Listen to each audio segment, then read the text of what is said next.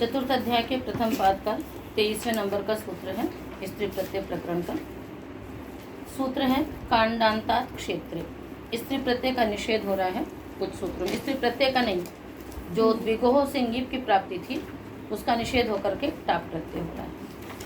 कांडांतात पंचमी का एक वचन, क्षेत्रे सप्तमी का एक वचन। कांडम अन्ते यस्य स कांडान्तः तस्मात् कांडांतात बहुव्रीहि समास है। अनुवृत्तियाँ इसमें पूर्ववत हैं। न तद्धि तलुकी की अनुवृत्ति ऊपर वाले सूत्र से आएगी। द्विगोह का भी है इसमें अनुवृत्ति। ङीप अतः अनुपसर्जनात् स्त्रियां प्रातिपदिकात् प्रत्ययः परश्च। बोलिए एक बार फिर से आप लोग, अनुवृत्तियाँ किस किस की हैं? न तद्धि तलुकी की अनुवृत्ति 24 तक आएगी। अनुवृत्ति लगी हुई है? नहीं लगी है तो लगा लीजिए। न तद्धि तलुकी की अनुवृत्ति 24वें सूत्र तक आएगी। उसके बाद द्विगोह 24 सूत्र तक। अष्टधी में लगाओ ना, कापी में क्यों लगाते हो? तो लाल पेन लेके आना चाहिए, इसलिए आप लोग के अष्टधी में अभी तक अनुवृत्तियाँ नहीं लगी हुई हैं। उसके बाद ङीप, ऋण्यभ्यो ङीप से ङीप आ रहा है अनुपसर्जना है ना, 24 तक जाएगा। अनुपसर्जनात् का तो अधिकार ही चल रहा है, स्त्री प्रत्यय पर्यंत आपका पूरा है ना, उसके आगे तक भी बाकी प्रातिपदिकात का अधिकार है, स्त्रियां का अधिकार है, प्रत्यय परश्च का अधिकार है। अर्थ करेंगे सूत्र का। कांड शब्दांतात, कांड शब्दांतात अनुपसर्जनात् द्विगोहो है ना, स्त्रियां ङीप प्रत्ययो न भवति। पहले एक तरफ का अर्थ कर लेते हैं। कांड शब्दांतात अनुपसर्जनात् अकारांतात द्विगोः प्रातिपदिकात् स्त्रियां ङीप प्रत्ययो न भवति तद्धित लुकि सति क्षेत्रे वाच्ये। ठीक है।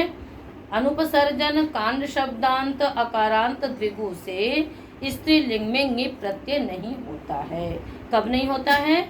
जब तद्धित का लुक हुआ हो और क्षेत्र वाच्य हो रहा हो। क्षेत्र मतलब खेत है ना, जहाँ पर खेत इत्यादि करते हैं उसको क्षेत्र कहते हैं।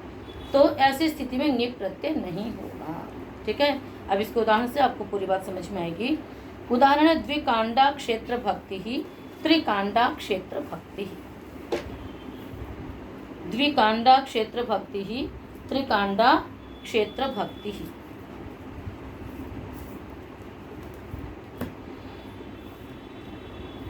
तो जो कांड शब्द है ये परिमाणवाची है। एक कांड होता है 16 हाथ का, 2 कांड कितने का हो जाएगा? एक कांड 8 हाथ का होता है, 2 कांड हो जाएगा 16 हाथ का। ठीक है ना।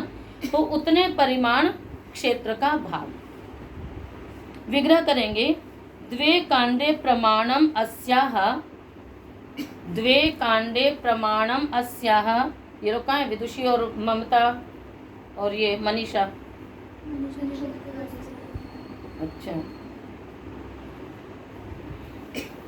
द्वे कांडे प्रमाणम अस्याह क्षेत्र भक्तेः इति द्विकांडा क्षेत्र भक्ति ही त्रिकांडा क्षेत्र भक्ति। त्रिकांडा का भी इसी प्रकार से बना लेंगे है ना। त्रीणि कांडानि है ना प्रमाणम अस्याह क्षेत्र भक्तेः इति त्रिकांडा क्षेत्र भक्ति ही। ठीक है ना। तो भक्ति का अर्थ जाएगा भाग। तो 2 कांड अर्थात 16 हाथ है ना क्षेत्र का भाग है इसका। वो क्या कहलाएगा? द्विकांडा क्षेत्र भक्ति ही, त्रिकांडा क्षेत्र भक्ति ही। तो सिद्धि करेंगे हम लोग इसकी। द्वे कांडे प्रमाणम अस्याह, क्या रखोगे? द्वि आगे औ, द्वि आगे क्या रखेंगे? औ।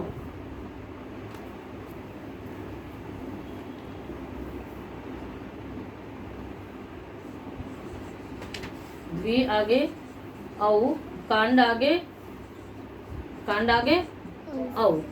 ठीक है। द्वे कांडे प्रमाणम अस्याह। ठीक है ना। तो यहाँ पर एक सूत्र है, प्रमाणे द्वयसच दघ्ने मात्रच प्रमाणे द्वयसच दघ्ने मात्रच।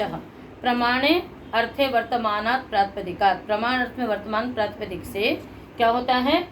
द्वयसच दघनच मात्रच ये प्रत्यय होते हैं। यहाँ प्रमाण अर्थ में वर्तमान प्रातिपदिक है, तो इससे क्या होना है आपको, द्वयसच इत्यादि प्रत्यय होना है। ऐसा मान करके तद्धितोत्पत्ति विषय में तद्धितार्थोत्तर पद समाहारे च से क्या हो जाएगा, समास हो जाएगा। ठीक है, समास होने के पश्चात कृतधित समासाश्च सुपधातु प्रातिपदिकयो लगा करके आपने क्या कर लिया, द्विकांड। इसके बाद आपने द्वयसच प्रत्यय कर दिया। क्या कर लिया, इसके बाद आपने द्वयसच प्रत्यय किया। ये दूसरा वाला है क्या, तो द्विकांड आगे अपने द्वयसच प्रत्यय रखा। ठीक है, इस द्वयसच प्रत्यय की तथित संज्ञा तो है ही। यहाँ पर एक वार्तिक है, प्रमाणे लो वक्तव्य। प्रमाणे लो वक्तव्य, प्रमाण अर्थ में जो भी प्रत्यय उत्पन्न होगा उसका लुक हो जाता है। तो प्रमाण अर्थ में प्रत्यय आया है, प्रमाण अर्थ में आया ना कि दो कांड प्रमाण है जिसका, तो इस प्रकार से द्वयसच प्रत्यय का लुक हो गया। अब क्या रह गया आपका, द्विकांड। क्या रह गया, द्विकांड। अब ये कांड शब्द, ये इसकी क्या हो जाएगी, संख्या पूर्व द्विगु से द्विगु संज्ञा है। तद्धितार्थोत्तर पद समाहारे से समास किया था, संख्या पूर्व में होने के कारण से द्विगु संज्ञा हुई थी इसकी, तो ये द्विगु संज्ञक है, आकारांत भी है। तो द्विगों से यहाँ पर ङीप की प्राप्ति थी, जिसका कांडांतात क्षेत्र ने क्या कर दिया, निषेध कर दिया कि यदि अनुपसर्जन कांड शब्दांत द्विगु संज्ञक प्रातिपदिक है और तद्धित का लुक हुआ है तो वहाँ ङीप प्रत्यय नहीं होगा, और वो भी कब, जब क्षेत्र कहा जा रहा हो। तो क्षेत्र के भाग को ही कहा जा रहा है कि कितना प्रमाण, तो दो कांड प्रमाण, किसका, क्षेत्र का। तो इस कारण से यहाँ पर ङीप प्रत्यय नहीं होगा। ङीप प्रत्यय नहीं होगा तो क्या हो जाएगा, फिर स्त्री प्रत्यय टाप हो जाएगा। तो द्विकांडा क्षेत्र भक्ति ही, त्रिकांडा क्षेत्र भक्ति ही। ठीक है, अगला सूत्र है युपुरुषात् प्रमाणे न्यतरस्याम। पुरुषात् पंचमी का एक वचन, प्रमाणे सप्तमी का एक वचन। हाँ, अनुवृत्तियां वही हैं, न तद्धित लुकी द्विगुः, सब 24 तक की अनुवृत्तियां थी इनकी, और समास कुछ है नहीं। अर्थ करेंगे सूत्र का, प्रमाणे अर्थे वर्तमानः, है ना, वर्तमानात्, प्रमाणे अर्थे वर्तमानात् पुरुष शब्दांतात् अनुपसर्जनात्। ठीक है, प्रमाणे अर्थे वर्तमानात् अनुपसर्जनात् पुरुष शब्दांतात् द्विगोः प्रातिपदिकात् स्त्रियां ङीप प्रत्ययो न भवति विकल्पेन तद्धित लुकी सति। बोले क्या अर्थ हुआ सूत्र का, प्रमाणे अर्थे वर्तमानात् अनुपसर्जनात् पुरुष शब्दांतात् प्रातिपदिकात् द्विगोः प्रातिपदिकात् स्त्रियां ङीप प्रत्ययः परश्च न भवति अन्यतरस्यां तद्धित लुकी सति। यदि तद्धित का लुक हुआ हो, ये शर्तें सारी हैं, तद्धित का लुक होने पर ही है। यदि तद्धित का लुक नहीं होगा तब तो फिर जो प्रत्यय प्राप्त है वो होता रहेगा। तो तद्धित का लुक यदि हुआ हो तो पुरुष शब्दांत, प्रमाण अर्थ में वर्तमान जो पुरुष शब्द, तदंत अनुपसर्जन द्विगु संज्ञक प्रातिपदिक से ङीप प्रत्यय नहीं होगा, विकल्प से नहीं होगा। तो उदाहरण बनाएंगे हम लोग इसका, द्वौ पुरुषौ प्रमाणम अस्याः, द्वौ पुरुषौ प्रमाणम अस्याः इति द्विपुरुषा परिखा, द्विपुरुषी परिखी, परिखी नहीं, परिखा तो वही रहेगा, द्विपुरुषा परिखा, द्विपुरुषी परिखा। परिखा माने खाई। कल आप लोगों ने पुरुष शब्द भी प्रमाण लिखा है ना जी। एक पुरुष प्रमाण लगभग 6 फीट है। देखिए, एक पुरुष प्रमाण कितना है, लगभग 6 फीट। तो जो दुर्ग होते थे, किले बनाए जाते थे, उसके किनारे किनारे खाई बना दी जाती थी, है ना, जिससे शत्रु वहां पर आसानी से आक्रमण न कर सके और जंगली जानवर भी वहां पर आसानी से न आ सके। ठीक है, तो 2 पुरुष प्रमाण मतलब खाई बना दी, तो परिखा मैंने हो गई खाई। तो द्वौ पुरुषौ प्रमाणम अस्याः, 2 पुरुष प्रमाण है जिसका, तो सिद्धियां उसी प्रकार से होंगी। तो यहाँ पर जो पुरुष शब्द है वो प्रमाण अर्थ में है, पुरुष शब्द किस अर्थ में, यहाँ पर प्रमाण अर्थ में है। तो 2 पुरुष प्रमाण है जिसका, उसी प्रकार से सिद्धि करेंगे, द्वि औ पुरुष औ। कैसे सिद्धि करेंगे, द्वि औ पुरुष औ। उसके पश्चात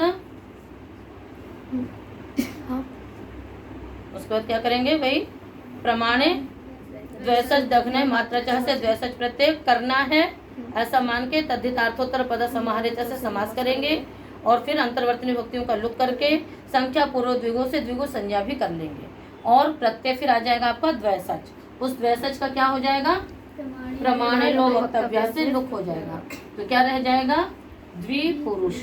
अब ये पुरुष शब्दांत अनुपसर्जन द्विगु संज्ञक प्रातिपदिक है, इसमें क्या होगा, ङिप प्रत्यय की जो प्राप्ति थी द्विगु सूत्र से उसका निषेध हो गया, तो अजाद्य तष्टाप से प्राप्त होकर के बन गया द्विपुरुषा। और जब नहीं निषेध होगा, विकल्प से कहा है, तो एक बार क्या हो जाएगा, ङिप आएगा, उसका फिर एच हम एस चला करके क्या बन जाएगा, द्विपुरुषी परिखा। इसी प्रकार से त्रिपुरुषा त्रिपुरुषी। बहुव्रीहे रूढ़ सौंगीश, बहुव्रीहे है पंचमी का एक वचन, ऊधसः पंचमी का एक वचन, ङीश प्रथमा का एक वचन। अनुवृत्ति इसमें सब समाप्त हो गई है, तद्धित लोक इत्यादि की। बस स्त्रियां प्रातिपदिकात् प्रत्यय परश्च, जो सामान्य अधिकार चल रहे थे वही अधिकार है। ङीप भी समाप्त है यहाँ पर, उसका पुनः ङीप पढ़ दिया जाएगा। अर्थ करेंगे सूत्र का, ऊधस शब्दांतात् बहुव्रीहेः स्त्रियां ङीश प्रत्ययः भवति परश्च। यहाँ देखो अनुपसर्जनात् भी नहीं लगाएंगे, अनुवृत्ति आते हुए भी नहीं लगाएंगे। क्यों नहीं लगाएंगे, क्योंकि बहुव्रीहि समास में तो सारे पद उपसर्जन ही होने हैं, तो अनुपसर्जनात् तो उसमें काम करेगा ही नहीं। इसलिए सूत्रकार से क्या कर दिया, ऊधस शब्दांतात् बहुव्रीहेः स्त्रियां ङीश प्रत्ययः परश्च भवति। ऊधस शब्दांत बहुव्रीहि से स्त्रीलिंग में ङीश प्रत्यय होता है। उदाहरण है कुंडोधनी घटोधनी, कुंडोधनी और घटोधनी। कुंड इव ऊधम ऊधः अस्याः, क्या करेंगे, कुंड इव ऊधः अस्याः इति कुंडोधनी। कुंड के समान ऊधस है जिसका, ऊधस माने, ऊधस जानती हैं, नहीं, गाय देखी है ना, तो गाय के जो थन होते हैं उसके ऊपर का जो भाग होता है उसको क्या बोला जाता है, ऊधस। ठीक है ना, तो उसी से देख करके समझ में आता है कि गाय अधिक दूध देती है या कम दूध देती है। जिसका पर्याप्त बड़ा ऊधस होगा तो वो अधिक दूध देने वाली होगी, और यदि कम ऊधस है उसका तो वो कम दूध देने वाली होती है। तो जो थन के ऊपर का भाग होता है गाय के, उसी को क्या बोलते हैं, ऊधस। तो कुंडम इव ऊधः अस्याः, कुंड के समान बड़ा ऊधस है जिसका, उसको आयन भी बोलते हैं। आयन माने विस्तार, तो जितना अधिक उसका विस्तार होगा पता पड़ेगा कि हाँ ये गाय अधिक दुधारू है। यदि कम है तो जितना है वहीं पे तो दूध इकट्ठा होता है बन करके, तो उसी को देख के समझ में आ जाता है कि गाय जो है वो कम दूध देने वाली है अथवा अधिक दूध देने वाली है। तो कुंडोधनी, कुंडम इव ऊधः अस्याः, ऐसा विग्रह करेंगे तो कुंड आगे सु और ऊधस आगे सु, उसके पश्चात अनेक अन्य पदार्थ से आप समास कर लीजिए। अन्य पदार्थे वर्तमानम अनेकम समर्थम सुबंतम समर्थेन सुबंतेन सह समस्यते बहुव्रीहिश्च समासो भवति। समास करके प्रत्यधित समासाश्च सुपधातु प्रातिपदिक इत्यादि लगा करके आपने क्या बना लिया, कुंड ऊधस। ठीक है, उसके पश्चात आगुणा लग जाएगा और ऊ में संधि हो जाएगी, क्या हो जाएगा, कुंडोधस। क्या बन गया, कुंडोधस। यहाँ पर एक सूत्र लगेगा, ऊधसोनम, समासांत है, ये पंचम अध्याय के चतुर्थ पाद में है, मिला ऊधसोनम।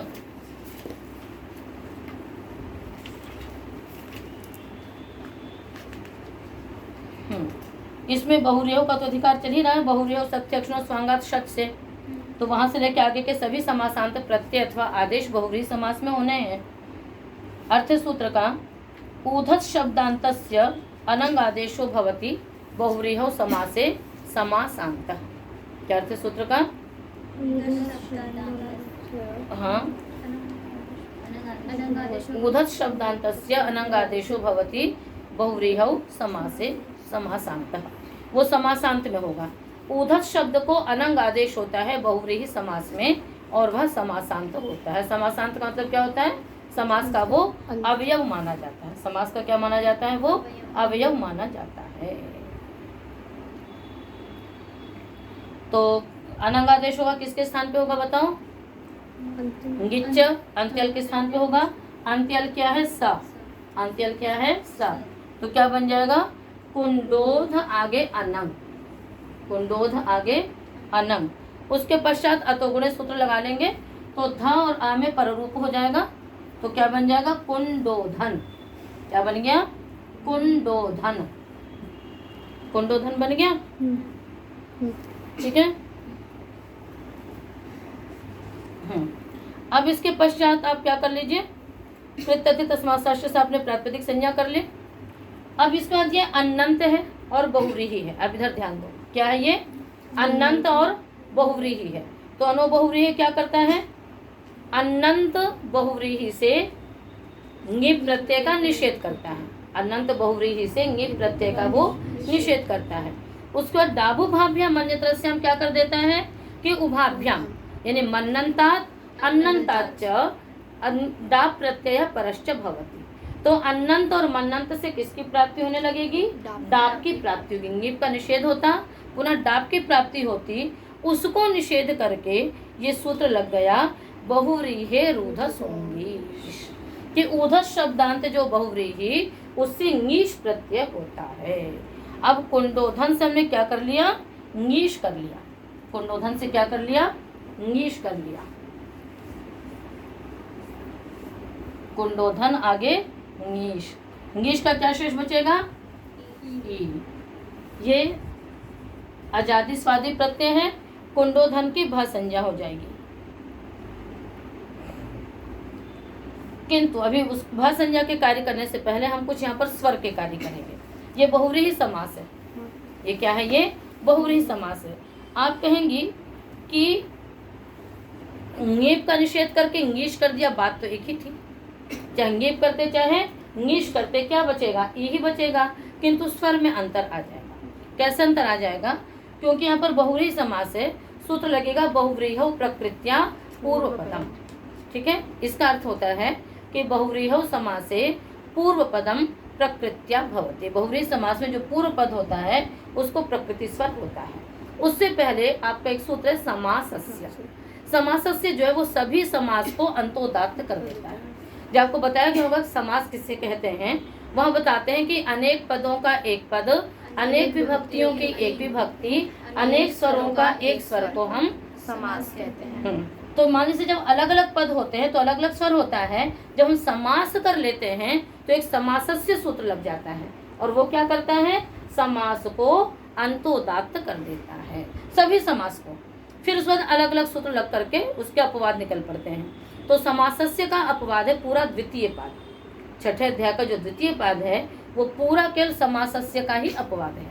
उसने कह दिया समास को अंतोदात्त होगा, तुरंत अगला सूत्र आ गया बहुव्रीहि समास में तो पूर्व पद को प्रकृति स्वर होगा। आप अंतोदात्त कैसे करेंगे? नहीं कर सकते। तो बहुव्रीहो प्रकृत्या पूर्व पदम, इससे क्या हो जाएगा? पूर्व पद को प्रकृति स्वर होता है। ठीक है। तो पूर्व पद इसमें क्या है? कुंड। अब पूर्व पद को जब हम प्रकृति स्वर करेंगे तो वो प्रातिपदिक है कुंड शब्द। तो कुंड को जब प्रकृति स्वर करने चलेंगे तो एक फिट सूत्र है फिशोन्त उदात्तः, वो सभी प्रातिपदिक को अंतोदात्त कर देता है। क्या कर देता है? वो अंतोदात्त कर देता है। किंतु यहाँ पर अब प्रातिपदिक को अंतोदात्त हुआ और जो ङीष है वो प्रत्यय स्वर से उदात्त है। ङीष क्या है? प्रत्यय स्वर से उदात्त है। यदि हम यहाँ पर ङीष ना करके क्या करते? ङीप करते। क्या करते? ङीप करते। तो क्या होता? ई अनुदात्त ही रह जाता, अनुदात्तो सुप्पितौ से, और पूर्व पद को फिर उदात्त होने लग जाता। हमें क्या चाहिए? प्रत्यय उदात्त चाहिए। हमको क्या चाहिए? प्रत्यय उदात्त चाहिए। इसलिए एक आप लोगों ने पहले भी पढ़ा होगा सतिशिष्ट स्वरो बलियान, कि विद्यमान रहते हुए जो बाद में स्वर होता है वो बलवान होता है। तो कुंडोधन पहले है और ङीष बाद में आ रहा है। कुंडोधन बहुव्रीहि समास है, उसमें पूर्व पद को प्रकृति स्वर की प्राप्ति हुई, और उधर ङीष क्या है? बाद में आया हुआ है। तो सतिशिष्ट स्वर से बाद वाला स्वर क्या होता है? बलवान होता है। तो जो ङीष हो गया वो बलवान हो गया। बलवान होने से क्या हो गया? ये प्रत्यय स्वर से उदात्त हो गया। तो ई क्या हो गया आपका? उदात्त। मैं निशान लगाने के लिए लिख रही हूँ केवल। अब जब ये उदात्त होगा तो अनुदात्तम पदम एक वर्जम से सारे क्या हो जाएंगे? अनुदात्त हो जाएंगे। तो कु अनुदात्त, डो अनुदात्त, ध अनुदात्त हो गया। यहाँ तक समझ में आ गया? अब उसके बाद सूत्र लगा आपका यचिवम यस्यति च और अल्लोपोनः अन्नन्तस्य भसंज्ञकस्य अंगस्य लोपो भवति। भसंज्ञक अंग के आकार का लोप हो गया। किसका लोप हो गया? ध के आकार। क्या बच गया? कुंडोध्न। ठीक है, अनुदात्तम आपने लगा ही दिया था। तो कुंडोध्न ई कुंडोध्नी। तो क्या स्वर हुआ बताओ? कुंडो अनुदात्त, नी उदात्त। और यदि हम नी करते तो नी अनुदात्त रहता और डो उदात्त रहता, फिर डो से उत्तर नी को स्वरित हो जाता। तो ये अनिष्ट स्वर की प्राप्ति होती। इसलिए नीप निश गिन में केवल स्वर का ही अंतर है। तो ये ऐसा न हो भी इसके लिए किया है। तो कुंडोधनी की सिद्धि याद रखिएगा। पहले तो विग्रह इसका कुंडम एवं ऊधा अस्याहा सा कुंडोधनी, और फिर वो भी ऊधा सोनंग लगेगा इसमें, बहुर्योग प्रकृति प्रोपदम इत्यादि लगेगा, अल्लोपोना लग करके कुंडोधनी। इसी प्रकार से घटम इव घटः इव ऊधा अस्या इति घटोधनी। घड़े के समान ऊधा से जिसका, उसको क्या कहेंगे? घटोधनी। तो सूत्र समझ में आ गया आप लोगों को कि उधर शब्दांत बहुव्रीहि से स्त्रीलिंग में क्या होता है? ङीश प्रत्यय होता है। अगला सूत्र संख्या व्ययादेर्ङी। संख्या व्ययादेः पंचमी का एक वचन, ङीप प्रथमा का एक वचन। संख्या च अव्ययं च इति संख्या व्यये। संख्या व्यये आदिनी यस्य स संख्या व्ययादिः तस्मात् संख्या व्ययादेः।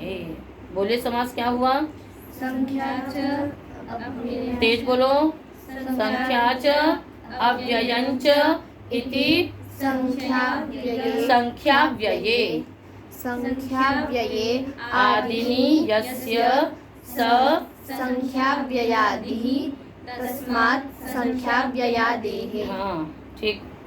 अनुवृत्तियां हैं आपकी। बहुव्रीहि है ऊधसः स्त्रियाम, बहुव्रीहि ऊधसों की अनुवृत्ति है। बहुव्रीहि है 29 तक, ऊधसः 26 तक। ठीक है,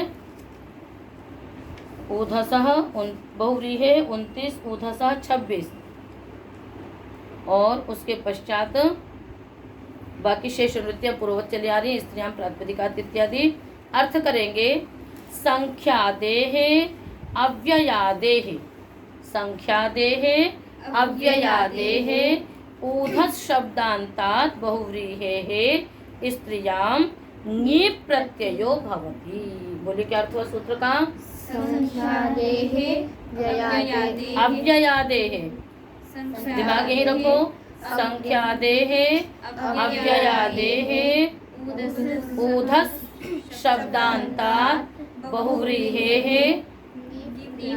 पुत्र स्त्रियां प्रत्ययः परश्च। फिर से बोलिए। संख्यादेः अव्ययादेः ऊधस शब्दान्तात् बहुव्रीहेः स्त्रियां प्रत्ययः परश्च भवति। हाँ, संख्यादि और अव्ययादि ऊधस शब्दांत बहुव्रीहि से स्त्रीलिंग में नी प्रत्यय होता है और वह परे होता है। ऊपर वाले ने सामान्य रूप से कहा था कि ऊधस शब्दांत बहुव्रीहि से ङीश प्रत्यय होगा, किंतु यदि उस ऊधस शब्दांत बहुव्रीहि में संख्या आदि में है अथवा अव्यय आदि में है तो ङीश न होकर के क्या होगा? ङीप होगा। अंतर किस में आएगा? स्वर में आएगा। चलिए विग्रह करेंगे, उदाहरण बनाएंगे। द्यूधनी, त्रियूधनी, द्व्यूधनी, त्रियूधनी, और अव्यय का है अत्यूधनी, निरूधनी। द्व्यूधनी कैसे लिखेंगे? द्व्यूधनी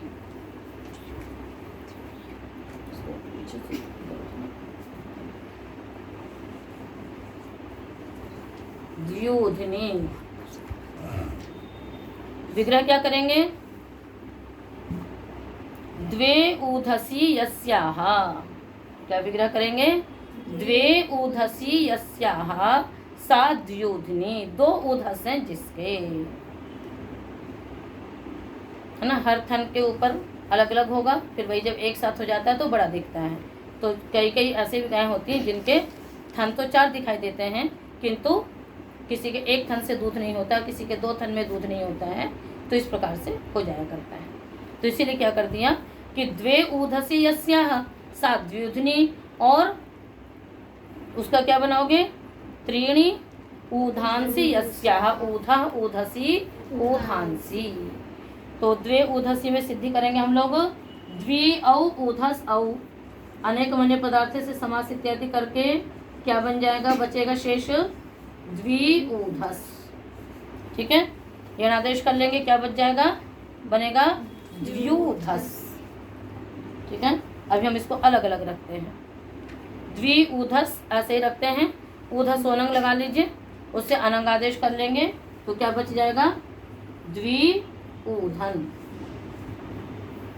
ठीक है, अब यहीं पर आप पहले वो कर लीजिए, क्या कर लीजिए, समास तो कर ही लिया था, तो वही बहुरीहो प्रकृत्या पूर्व पदम से पूर्व पद को प्रकृति स्वर कर लीजिए।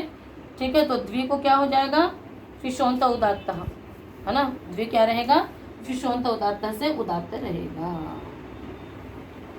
द्वि ऊधन आपकी स्थिति है। उसके पश्चात अनुदात्तम पदमेक वर्जम से ये दोनों क्या हो जाएंगे, अनुदात्त हो जाएंगे। अभी इसी स्थिति में स्वर लगाइए, जब ये अपने अनादेश नहीं किया है उससे पहले स्वर लगाएंगे हम लोग। तो द्वि आगे ऊधन है, ठीक है। अब इसके पश्चात यहाँ पर हमको क्या करना है, यणादेश करना है। तो हम यणादेश करेंगे तो यणादेश तो कर लेंगे, किंतु एक सूत्र लगेगा स्वर के लिए, और वो सूत्र लगेगा कि उदात्त स्वरित योर यणः स्वरितोनुदात्तस्य। भाई ये तो उदात्त था, उदात्त को आपने यण कर दिया, तो जो अच था वो तो हल में बदल गया, हल को तो स्वर लगता नहीं है, क्यों जी। जो ई है वो तो अच था, उसको हमने जब यणादेश किया तो क्या बन गया, वो हल बन गया, व्यंजन बन गया। और व्यंजनों में स्वर होता है, नहीं होता है, तो उस स्वर का क्या होगा, ठीक है ना। उसके लिए सूत्र है उदात्त स्वरितयोर यणः स्वरितोनुदात्तस्य। अर्थ इस सूत्र का, उदात्त स्वरितयोः स्थाने यह यण तस्मात् उत्तरस्य अनुदात्तस्य स्वरितो भवति। क्या अर्थ है सूत्र का, उदात्त स्वरितयोः स्थाने यह यण तस्मात् उत्तरस्य अनुदात्तस्य स्वरितो भवति। ठीक है, कहते हैं उदात्त के स्थान पे जो यण, यहाँ पर उदात्त के स्थान पे आप यण कर रही हैं, क्योंकि द्वि का ई क्या है, उदात्त है। किससे उदात्त है, फिशोंत उदात्त से। तो उदात्त के स्थान पे आपने यण किया तो क्या बन गया, द्व्य बन गया, किंतु उससे परे जो अनुदात्त है उसको क्या हो जाएगा, स्वरित हो जाएगा। तो अब ऊ इसमें मिलेगा, ऊ किसमें मिलेगा, ऊ को आपने स्वरित कर दिया, ऊ किसमें मिल गया, या। तो अब ये क्या हो जाएगा, द्यू, इसका स्वर क्या हो जाएगा, स्वरित हो जाएगा, स्वरित रहेगा ना। अब उसके बाद है ध और न, द्युधन है अभी शब्द आपका। उसके बाद फिर यहाँ पर क्या करेंगे, संख्या व्यय देर ङिप से ङिप करेंगे, और ङिप क्या रहेगा, अनुदात्त रहेगा। पित है ना, पित स्वर से क्या रहेगा, ये अनुदात्त रहेगा। और अल्लोपोना लगना ही लगना है, अल्लोपोना लगेगा ही लगेगा। तो क्या रह जाएगा, द्युधन ई, और स्वरित सूत्र जो अनुदात्त उसको एक श्रुति हो जाएगी। तो स्वर क्या बनेगा पूरा, आपको पता पड़ा, द्युधनी। कैसे कैसे हुआ, द्वि उदात्त था, शेष अनुदात्तम पदमेक वर्जम से अनुदात्त हुए। उदात्त के स्थान पे जो यण, उससे पहले जो अनुदात्त उसको स्वरित हो गया, तो ऊ जो था वो स्वरित हो गया। अब जो धा का जो आ था उसका तो लोपोना से लोप हो चुका है, अतः उसमें भी कोई स्वर नहीं रहेगा। नीप जो है वो क्या है, पित होने से अनुदात्त है, स्वरित सूत्र अनुदात्त को एक श्रुति हो जाती है, इसलिए द्युधनी और त्रियुधनी। यदि यहाँ पर अंगीश होता तो क्या होता, ङीश उदात्त होता, ङीश उदात्त होता तो शेष अनुदात्त इत्यादि रहते। ये स्वर में अंतर आएगा, इसको ध्यान से विचारना, ठीक है ना। आपके पास प्रथावृत्ति है, आप लोग एक बार जो स्वर के सूत्र हैं उनको निकाल करके देखिएगा, ठीक है। और उसके अतिरिक्त आप लोगों को फिर सूत्र लिखे हुए हैं आप लोगों के पास, है, और फिशोंतोदात्त पुस्तक भी है, फिशोंतोदात्त पुस्तक करें, फिर सूत्र प्रदीप करके पुस्तक भी, उसमें सारे अर्थ लिखे हुए हैं। तो थोड़ा थोड़ा उनको भी आप लोग दोहराते रहा करो, तो उससे आपको वो सूत्र भी स्मरण में हो जाएंगे। तो द्व्युधनी त्रियुधनी हो गया। अब अव्ययादि का देखिए, उसका उदाहरण है अत्युधनी, अत्युधनी निरुधनी। विग्रह क्या बनेगा? अतिगतम ऊधा यस्याह, मतलब बहुत बड़े उधस वाली। तो सर्वत्र आपका वही आएगा यहाँ पर, वहां पर फिट सूत्र से आपका उदात्त हुआ था, यहाँ पर निपाता आद्युदात्ता बहुरी समास है। तो बहुरियो प्रकृत्या पूर्व पदम से पूर्व पद को प्रकृति स्वर करेंगे। पूर्व पद क्या है यहाँ पर? अति निपात है, निपाता आद्युदात्ता से निपात उदात्त हो गया। तो क्या बच गया? समास इत्यादि पूर्ववत कर लीजिएगा। अति आगे उधस है, पूर्व पद को प्रकृति स्वर करेंगे, निपाता आद्युदात्ता से इसको हम उदात्त करेंगे। तो निपाता आद्युदात्ता से क्या उदात्त होगा बताओ? अ, यही होगा ना, अति का अ उदात्त होगा। और फिर उसके बाद शेष क्या हो जाएगा? अनुदात्तम पदम एक और जम से सब अनुदात्त हो जाएंगे। फिर उदात्त सूत्र अनुदात्तों को क्या हो जाएगा? स्वरित हो जाएगा। अब हम जब इसको अनादेश करेंगे ती के ई को, तो ये किसके स्थान पे अनादेश हो रहा है? स्वरित के स्थान पे। तो स्वरित के स्थान पे जो यण, उससे परे जो अनुदात्त, उसको स्वरित हो जाएगा। तो अब स्वरित किसको हो जाएगा बताओ? ई को आपने या कर दिया तो क्या बनेगा? अत्यु। तो अब किसको होगा स्वरित? यू को। उसके आगे आपका धन उधस सोनंक लगना ही है। आगे ङीप का ई है। ई तो पहले अनुदात्त है, अनुदात्तो सुपितौ से, धा अनुदात्तम से अनुदात्त था, किंतु अलोप होने से इसका लोप हो चुका है अकार का, तो इसका स्वर भी गया। जब आ गया तो अपने साथ अपने स्वर को भी लेके गया। तो क्या रह गया? अत्युध ने ई, स्वरित से उत्तर अनुदात्त को एक श्रुति हो गई। क्या रह गया स्वर? अत्युधनी। तो अ उदात्त यू स्वरित और नी एक श्रुति। बन गया स्वर? नहीं बना? हाँ। ठीक से विचारना इन सूत्रों को, ठीक है ना? अत्युधनी निरुधनी। निर्गतम ऊधा यस्याह, सा निरुधनी, है ना, जिसका उधस चला गया, खत्म हो गया, बिल्कुल दूध सूख गया जिसका। तो यहाँ पर भी वही आएगा, पूर्व पद को प्रकृति स्वर, निपाता द्विदाता से नि उदात्त होगा। उसके बाद फिर क्या लगाओगे? निरऊध, ओ स्वरित हो जाएगा, निरुधनी। तो इस प्रकार से अत्युधनी, निरुधनी और इससे पहले क्या थे? द्व्युधनी, त्रियुधनी। ठीक है। तो इस प्रकार से ये जो उधस शब्दांत बहुव्रीहि के साथ स्त्री प्रत्यय का विधान था, वो क्या हो गया? आपका पूर्ण हुआ। तो इस प्रकरण का आज का पाठ यहीं पे बस करते हैं, शेष आगे।